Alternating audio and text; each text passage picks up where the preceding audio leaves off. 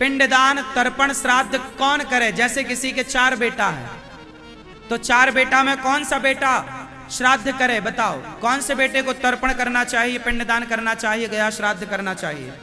आप लोगों को जितना पता है पहले आप बताओ, किसको करना चाहिए? जोर से, सबसे बड़े को। ऐसा आप लोगों ने सुन रखा है? यदि आपने ये सुन रखा है तो आपने आधा सुन रखा है। ये आधा ज्ञान है, अब पूरा सुनो।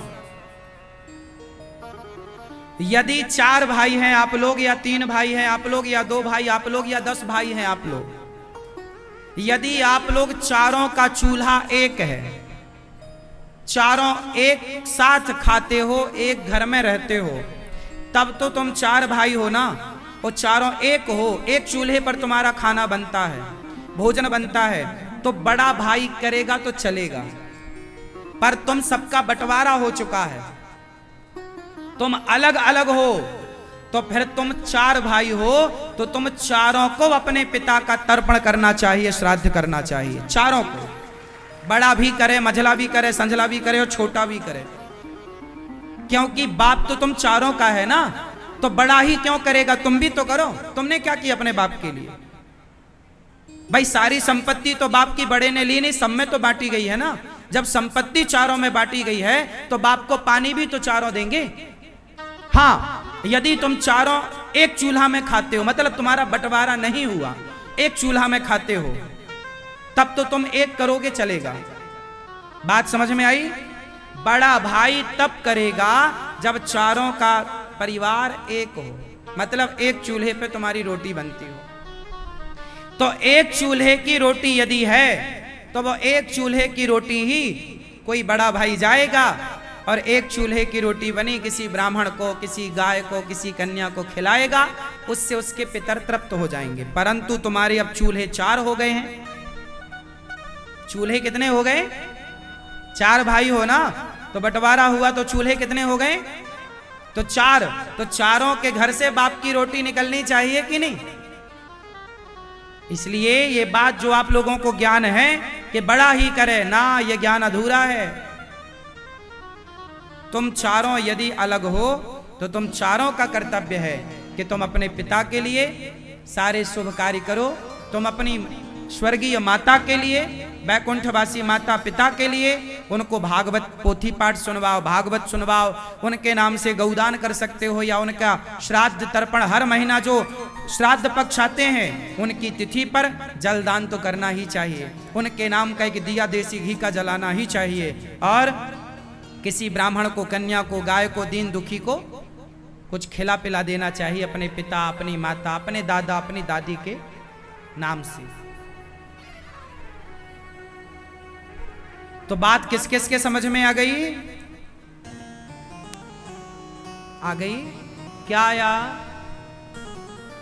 कि 2 भाई हो तो दोनों को करना है, 4 भाई हो तो चारों को करना है, 10 भाई हो तो 10 को करना है, बड़ी बहू भी। और सुनो, एक बात और बता दें, ये बहुत महत्वपूर्ण बात बता रहा हूं। जब तुम्हारे घर में श्राद्ध की क्रिया हो, मतलब श्राद्ध तर्पण हो, या तुम्हारे घर में जैसे पिता की पुण्यतिथि में तुमने ब्राह्मणों को भोजन बनाया और उसी समय यदि स्त्रियां मासिक धर्म में आ गईं, ध्यान से सुनिएगा ये बात। जैसे आज आपके पिता की तिथि है, माना कि उदाहरण, माना कि अष्टमी को तुम्हारे पिता की पुण्यतिथि है और तुमने पिता की पुण्यतिथि पर तर्पण करके, पिंडदान करके ब्राह्मणों को भोजन में बुलाया, माना कि, और उसी समय घर की महिला को, घर की स्त्री को मासिक धर्म हो गया उसी दिन, या वो मासिक धर्म का 4था दिन हो या 3रा दिन हो, उस समय यदि मासिक धर्म वाली स्त्री यदि उस भोजन को स्पर्श कर देती है जो ब्राह्मणों के लिए बना है, या पितरों के लिए जो तुमने बनाया है कि हम इसका पितरों को समर्पित करेंगे, तो फिर तुम्हारे पितर उस भोजन को ग्रहण नहीं करेंगे। यदि मासिक धर्म का होकर के किसी महिला ने उसे स्पर्श कर लिया तो फिर वो भोजन पितर नहीं, वो भोजन प्रेत ग्रहण कर लेगा। वो भोजन कौन ग्रहण कर लेगा? प्रेत। प्रेत मतलब जो आपके आसपास कोई नकारात्मकता घूम रही होगी, कोई नेगेटिविटी घूम रही होगी, वो उसे ग्रहण कर लेगी। पितर नहीं स्वीकार करेंगे। इसलिए कहा जाता है कि जब मासिक धर्म आए उस समय, खासकर तब जब तुम्हारे ससुर का, सास का पुण्यतिथि हो, उस समय तुम्हारा मासिक धर्म हो, तो अपने आप को बिल्कुल एकांत में रखना चाहिए। ये बात शास्त्रों में लिखी हुई है। और सुनो, आपके घर में जो कोई भी, आपके घर में एक चीज और गलत है। क्या गलत है? कि आपके घर में कोई भी महिला आती है ना, तो सीधे आपके रसोई में घुसती चली जाती है। हाँ या ना? क्यों? आजकल महिलाओं का क्या है कि जैसे कोई पड़ोसन आपके घर आएगी ना, तो आपके पूरे घर में कहीं ना बैठकर सीधे आपकी रसोई में जाएगी। हाँ या ना? ऐसा होता है ना? आप लोग भी किसी के घर में जाते हो ना, तो सीधा दड़दड़ाते उसके रसोई में जाते हो। ये गलत है। रसोई मंदिर है, रसोई मंदिर है। और आप रास्ते चलकर आए हो, ना जाने कितने लोगों को आपने छुआ होगा, कैसे कैसे लोगों को स्पर्श किया होगा, और आप किसी की रसोई में आएंगे। अच्छा ये बताओ, जिसको कोरोना हुआ था उसके संग कोरोना बैक्टीरिया साथ चलता था कि नहीं? वो जैसे छू लेता था उस वस्तु में कोरोना बैक्टीरिया आ जाता था। हाँ या ना? वो पुस्तक छू लेता था, पुस्तक में कोरोना बैक्टीरिया आ जाता था। वो गिलास छू लेता था, गिलास में कोरोना बैक्टीरिया। हाँ या ना? जब कोरोना का मरीज चलता था तो उसके आसपास 2-2 फीट 4-4 फीट की दूरी तक कोरोना बैक्टीरिया उसके साथ चलता। आपने माना कि नहीं इस बात को? हाँ या ना? इस प्रकार जब आप चलते हैं तो आपके साथ नेगेटिविटी या पॉजिटिविटी दोनों हमेशा चलती हैं। और आपकी रसोई पवित्र होनी, जैसा खाओ अन्न वैसा रहे। आपकी रसोई मंदिर है, आपकी रसोई में कोई भी ना घुसे। नियम बनाओ, हमारी रसोई में जब हम जाएंगे, मैं भी जाऊं, तो नहा धोकर जाना चाहिए। लघु शंका गए हो तो 4 कुल्ला करके रसोई में जाओ, हाथ पांव धुल के जाओ। शौच करने गए हो तो नहा कर रसोई में जाओ, बिना नहाए रसोई में नहीं।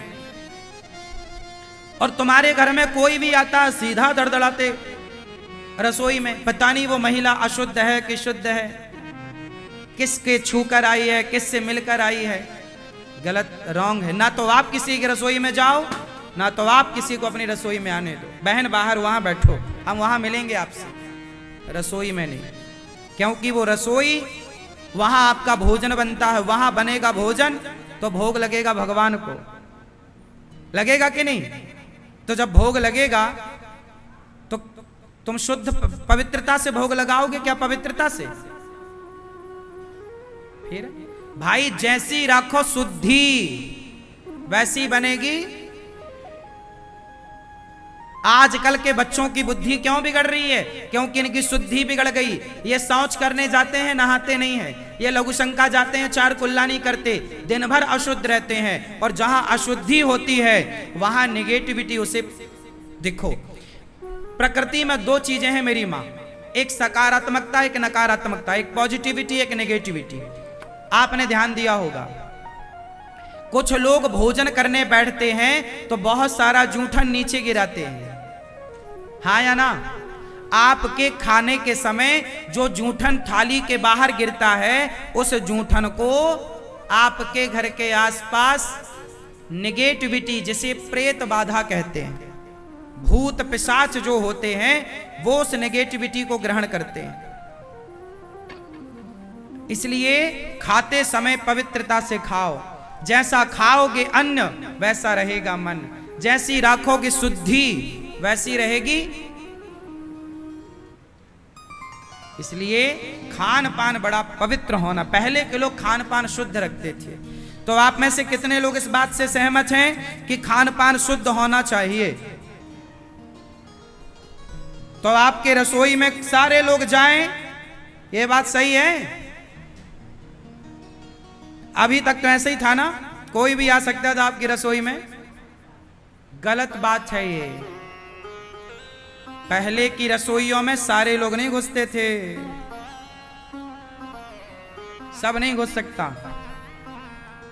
जो वहां के लिए नियुक्त है वो पवित्रता से। आज भी जगन्नाथ भगवान का प्रसाद बनता है जगन्नाथ जी की रसोई में। वहां प्रसाद बनाने वाले सारे लोग अपने सिर पर कपड़ा और मुंह पे कपड़ा लगा के प्रसाद बनाते हैं। एक बात बताएं, जब हम बोलते हैं ना, हमारे जब बोलते हैं तो आपने ध्यान दिया होगा, हमारे बोलने से भी हमारे मुख से कुछ कण बाहर निकलते रहते हैं, हाँ या ना? थूक के कुछ कण बोलते समय उछटते हैं, ये बात मानते हो, हाँ या ना? अब आप भगवान के लिए खीर बना रहे हैं, हे प्रभु मैं आपके लिए खीर, और तभी आपने वहां खीर के पास कुछ बातें की तो वो आपके मुंह का निकला हुआ आपका थूक वो जाके खीर में गिरेगा, फिर आप वो भगवान को भोग लगाएंगे, वो अपवित्र हो गया कि नहीं? बोलो हाँ। अब अपवित्र चीज भगवान कैसे ग्रहण करेंगे?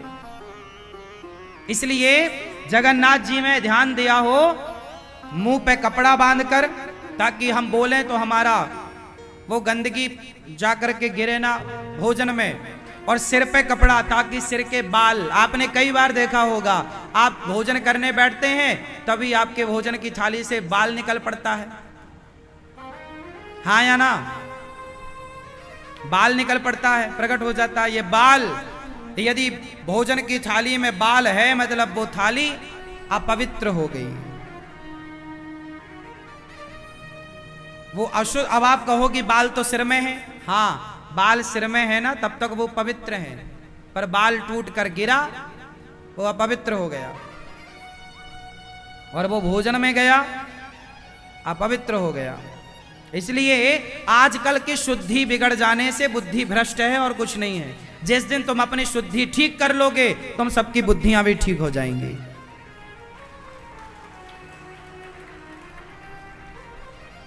आहार शुद्धौ सत्व शुद्धौ, आहार शुद्ध है तो सब कुछ शुद्ध है, आहार बिगड़ा